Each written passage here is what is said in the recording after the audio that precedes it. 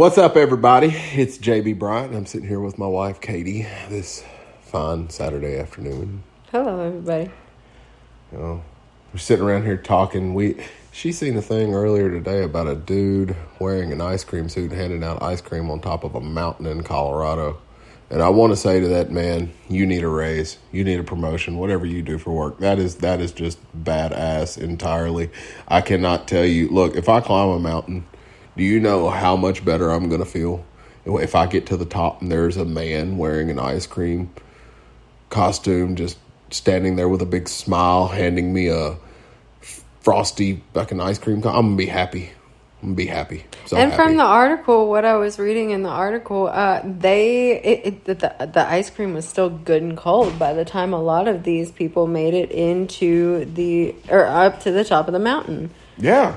He used dry ice. I mean, and he carried all of that stuff on his person. And this wasn't just a box of ice cream sandwiches. Over 14,000 feet was the elevation. 14,000 feet was this mountain that he climbed. And just to have people ice cream when they got to the top. Like, I mean, I climbed a much smaller mountain and I had strawberries, and like my climb back down would have been a whole lot happier if that would have been strawberry ice cream. Yeah, exactly. Or an ice cream sandwich, damn it, because those win every time. Yep. I'm going to tell you, that guy right there, I'm telling you, he needs a promotion, he needs a raise. He might need a Nobel Peace Prize. I mean, that is just an extraordinary. I mean, just for no other reason than to go to the top of the mountain and give people a reward for making it to the top. Like, I mean, that's a reward for your hard work getting your ass all the way up here to the top of this mountain. Congratulations. Here's you an ice cream sandwich. You can't ask for nothing better than that. You can't, because already you're going to get the view. You're going to get the sense of accomplishment.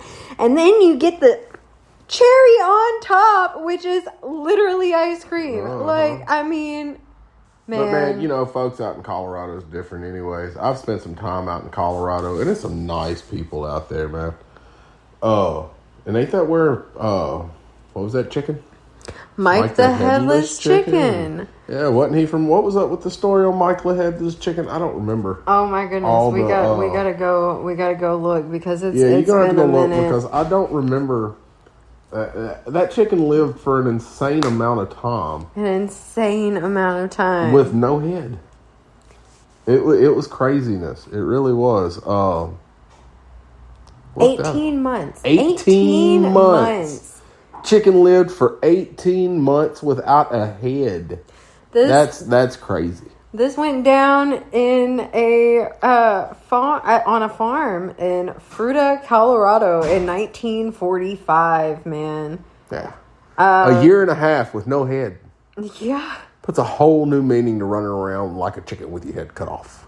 I mean, it was a meat chicken, a food chicken. I mean, you know how they generally meet their ends. Yeah. And this time, the farmer, I guess, missed a little bit. And he was still alive the next morning, and he decided to see if he could keep it alive. And what do you know? 18 months later, I mean, that chicken was still kicking. That was a good one. I know. Thanks. Dude, I don't know. That's crazy to me. That's crazy to me. It's got to be. My great-grandmother, which was born in 1922, lived through the Great Depression, World War II, Korea, Vietnam, Desert Storm, all the way up into what we've had going on in the Middle East in the early 2000s. Mom and Ma didn't die until 2008. But when I was a kid, she used to, she was old school with it, but she didn't use a chopping block. Mom and Ma, she would run out and she'd just grab them up and just wow, like a whip. And sling them, yeah. Snap it right off, man. Chicken hit the ground, run around for 5 or 10 minutes, and then that's it. Dinner. See, that's the thing with this one. They ended up taking the chicken to a university in Salt Lake, Utah. And to see, get scientists to tell them why this chicken was still clucking. And they determined that part of one ear, the jugular vein, and the base of the brain that controls motor functions were left intact, allowing him to continue to live. Oh, wow. He was featured in one of the country's most prominent magazines only a month and a half after his beheading. He was a sideshow attraction on the boardwalk in Long Beach. I bet he was. Ain't no telling how much money that chicken made. He went to Phoenix, Arizona, and the Southeast USA. A ticket to see Mike at the sideshow was 25 cents. 25 cents. I bet he made a lot of change. If I ever have a headless chicken, I swear we're putting it in a circus. He continued to grow as a normal chicken would and spent time on the farm with the rest of his flock. He would come back home to the family farm between attractions for periods of up to a month or two.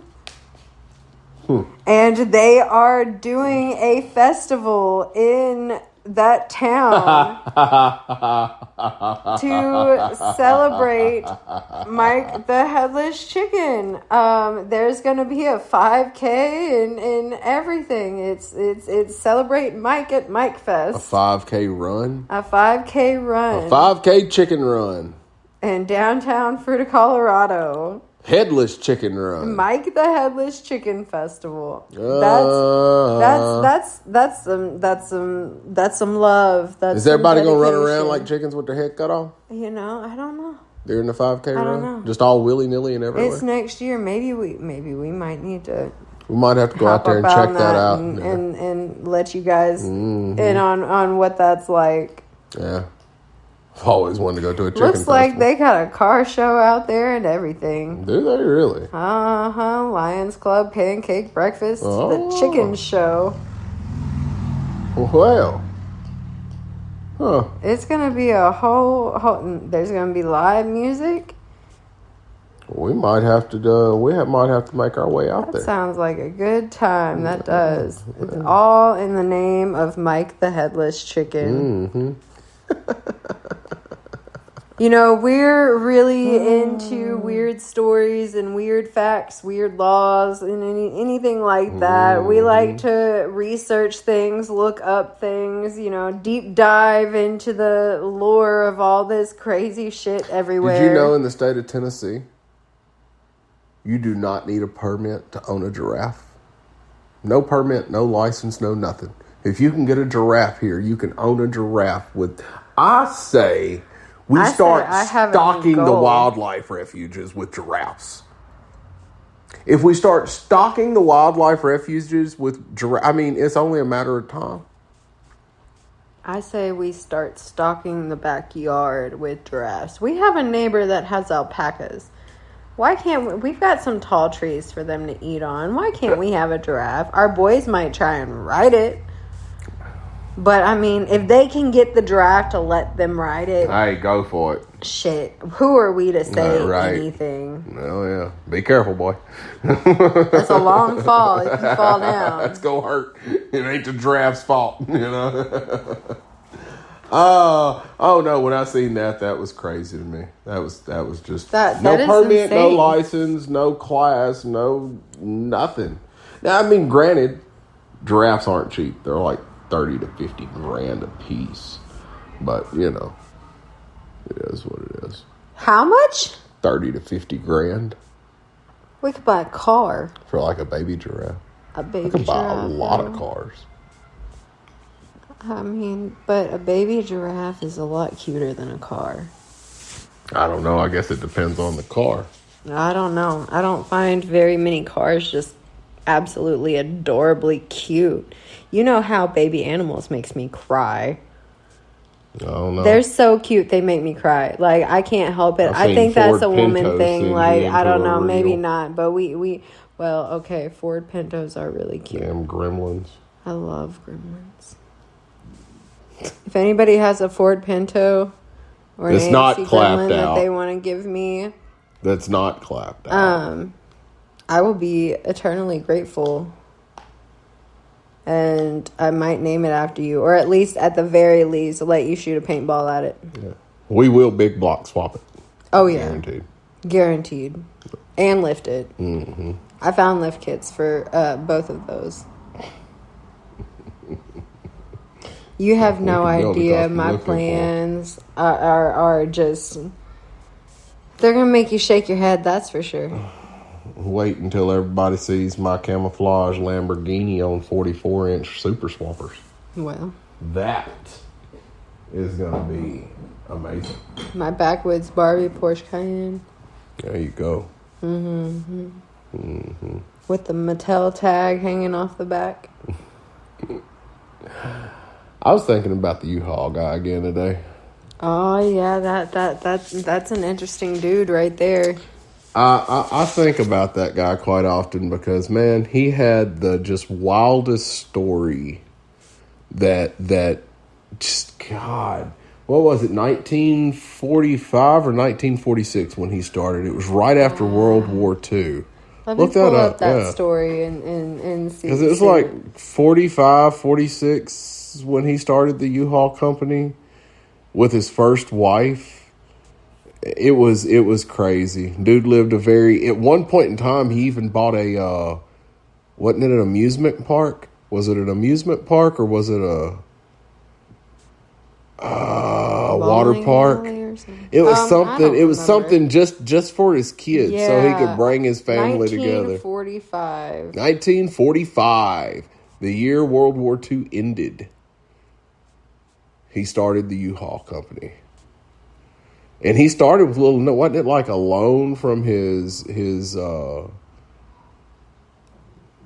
in-laws or something like that? I can't remember how he got the money, but he did start with only just a few $1,000s. I think it was a loan from his in-laws, if I'm not mistaken. It was a loan from his in-laws, and he started going to like different gas stations and like, hey, we're going to leave these here, and making deals with them. We're going to leave these here, rent them out to people, blah, blah, blah, blah, blah. And it took off. It exploded. Yeah, it was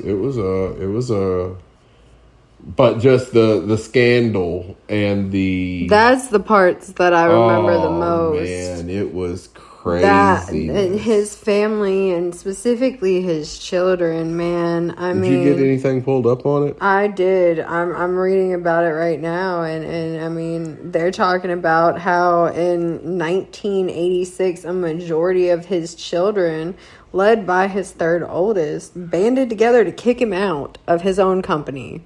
The company that he built from nothing. For no reason other than they wanted it. They were greedy. And I mean, goodness. Wasn't it something about one of them allegedly had the other one's wife killed or something like that? I think so. One of the siblings, like, it was a big part of the whole family scandal. Yeah. And part of what was... And wasn't it one of the kids was